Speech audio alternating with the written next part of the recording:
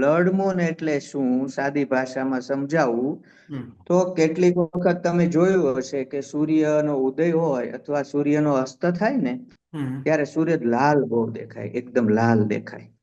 હવે હમ એનું કારણ શું છે કે પૃથ્વીથી ઉદય ને અસ્ત વખતે દૂર હોય પૃથ્વીથી, કેમ કે બે છેડા છે ઉદય અને અસ્ત.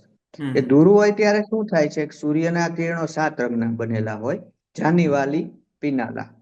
તો એ 7 રંગનું જે ન્યૂટન ચક્ર આપણે ભણતા નાનપણમાં, તો એ 7 રંગનો જે પ્રકાશ છે હમ એમાંથી બીજો જે પ્રકાશ છે, વાદળી ને નીલો ને આવા જે પ્રકાશ છે ને, એની વેવલેન્થ ઓછી હોય, ફ્રીક્વન્સી વધારે હોય, વેવલેન્થ ઓછી હોય.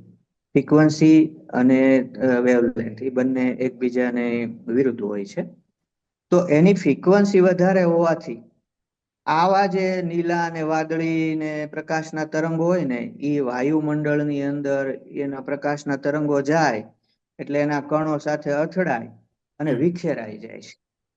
જ્યારે લાલ રંગની અને નારંગી રંગની તરંગ લંબાઈ વધારે છે, ફ્રીક્વન્સી ઓછી પણ તરંગ લંબાઈ વધારે છે. તો એ બહુ દૂરી તય કરી શકે, આગળ દૂર સુધી જઈ શકે.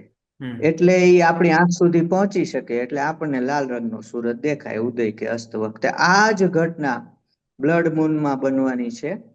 બીજા બરાબર. કિરણો વિખેરાઈ જશે અને લાલ રંગ છે ઈ ચંદ્ર સુધી પહોંચશે સૂર્યમાંથી.